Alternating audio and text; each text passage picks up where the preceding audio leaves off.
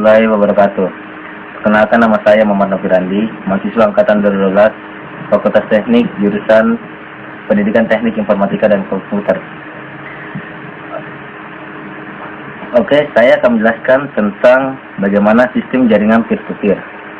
Jaringan peer-to-peer biasanya menggunakan dua komputer, yaitu komputer pertama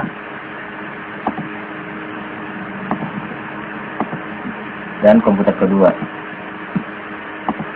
Kedua komputer ini disambungkan dengan menggunakan kabel UTP atau bisa juga disebut dengan kabel jaringan.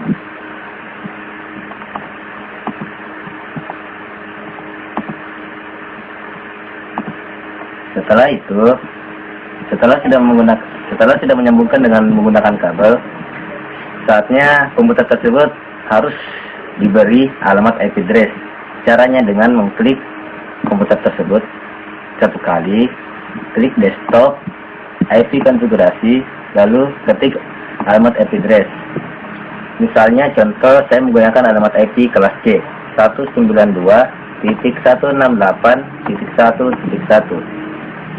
Lalu setelah itu subnet mesh akan muncul secara otomatis bila kita mengklik tombol tab pada laptop atau komputer yang sedang kita pakai.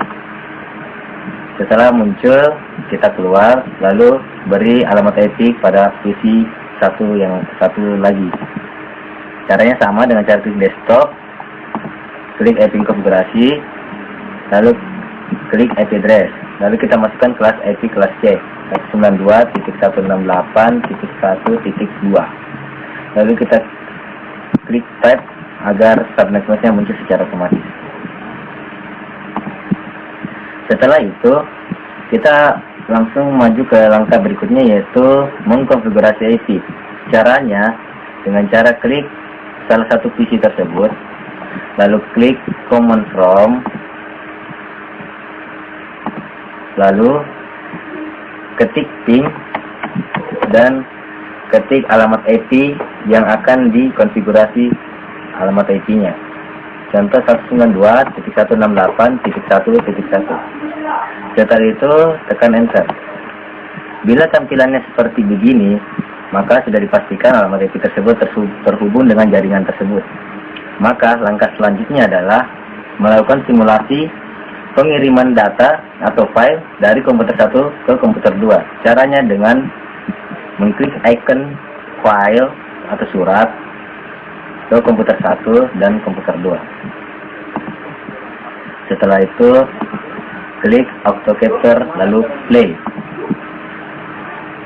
Beginilah proses terjadinya sistem jaringan peer-to-peer, di mana mereka saling mengirim satu sama lainnya. Saya akan melanjutkan materi kedua, yaitu tentang jaringan komputer melalui media hub.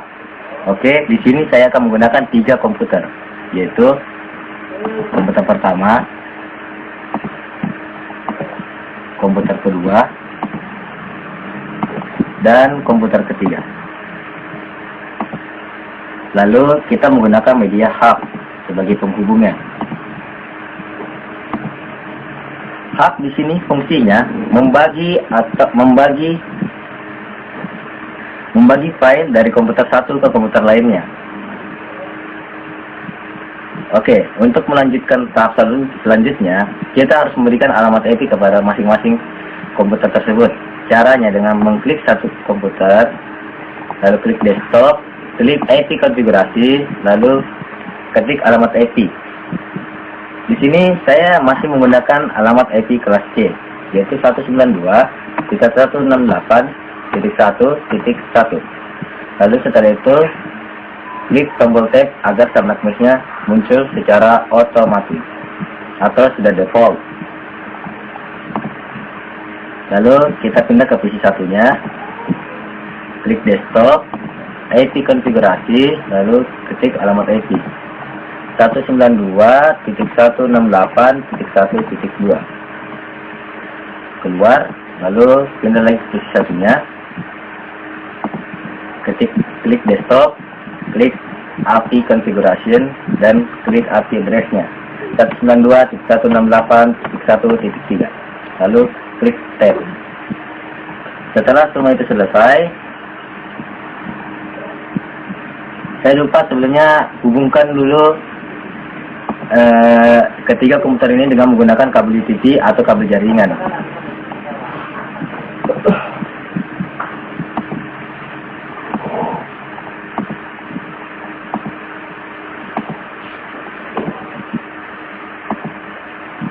Oke, setelah itu kita langsung mengkonfigurasi alamat IP tersebut. Apakah alamat IP ini sudah terhubung dengan jaringan hub atau belum? Caranya dengan mengklik salah satu komputer,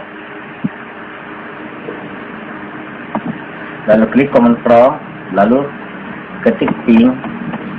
Karena di sini menggunakan sistem hub, media hub, jadi alamat IP yang harus kita ketik di sini adalah alamat IP yang berbeda dengan alamat IP yang kita klik yang saat ini. Maksud saya di sini adalah kita klik pada PC pertama, bukan berarti alamat IP ini yang kita tulis, melainkan alamat IP yang lainnya. Contohnya 192.168.1.3. Oke, bila tampilannya seperti begini, maka bisa dikatakan jaringan IP ini sudah terhubung dengan jaringan hub. Nah, langkah selanjutnya adalah kita mensimulasikan bagaimana cara proses pengiriman data file dengan menggunakan metode hub. Caranya, klik salah satu file atau data yang sudah tersedia, lalu klik dari komputer 1 ke komputer 3. Lalu kita authenticator dan play. Beginilah proses jalannya jaringan komputer dengan menggunakan sistem media hub. Bisa kita lihat bagaimana dari komputer 1 ke komputer 2 mengirim surat, begitu pun ke komputer 3-nya. Kita bisa dilihat di sini bagaimana dari PC 1 yang ingin mengirim file ke PC 2, sebenarnya alamat IP yang ada di PC 0 ini menuju ke PC 2. Namun kenapa bisa diterima oleh PC 1? Itu karena adanya hub. Hub adalah fungsinya di sini sebagai pembagi antara komputer 1 ke komputer lainnya. Jadi bisa disimpulkan di sini bahwa gunanya hub di sini bukan saja sebagai penyedia bagi komputer ketiga ini, melainkan juga sebagai penghubung atau pembagi. Sekian dan melanjutkan materi ketiga, yaitu menggunakan sistem media switch. Oke, kembali lagi, komputer yang saya gunakan adalah 3 komputer, yaitu komputer pertama, komputer kedua, dan komputer ketiga. Lalu kita menggunakan media switch. Di sini switch berfungsi sebagai penguat jaringan. Apabila kita membuat sebuah jaringan, maka diperlukan sebuah switch untuk menghemat sinyal, untuk memperkuat sinyal jaringan komputer. Jaringan itu karena jarak dapat mempengaruhi kecepatan jaringan. Bedanya hub dengan switch, bentuknya hampir sama, tetapi memiliki fungsi yang berbeda. Hub membagi jaringan ke semua komputer, sedangkan switch yang sudah saya jelaskan tadi pertama sebagai penguat jaringan. Oke, langsung saja kita memberikan alamat IP kepada 3 komputer tersebut. Caranya dengan mengklik PC, klik desktop, IP konfigurasi, lalu klik IP address 192.168.1.1. Lalu klik tab. Setelah selesai, beri lagi PC 1 dan PC 2-nya. Caranya sama, desktop, IP konfigurasi, IP address 192.168.1.2. Tab, lalu keluar, lalu beri lagi PC yang satunya. Klik desktop, klik IP configuration, klik IP address, klik 192.168.1.3. Tab, selesai.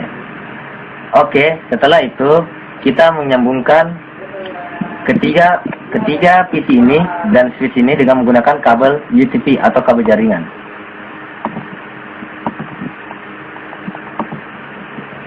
Satu, dua, tiga. Oke. Setelah sudah semua terhubung, sekarang kita mengkonfigurasi alamat IP tersebut. Caranya, klik command prompt, lalu klik ketik ping, lalu karena berhubung fungsinya sama dengan hub, jadi kita menggunakan IP yang satunya atau IP di PC lainnya, bukan IP yang sudah di PC 0 tersebut, menggunakan di PC 2 nya.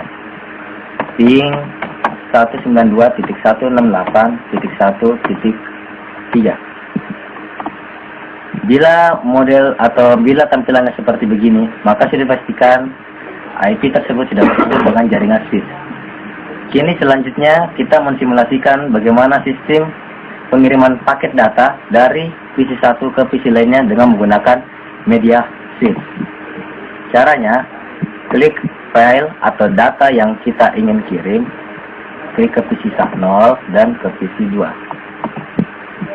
Setelah itu, klik simulasi mode, lalu auto capture play.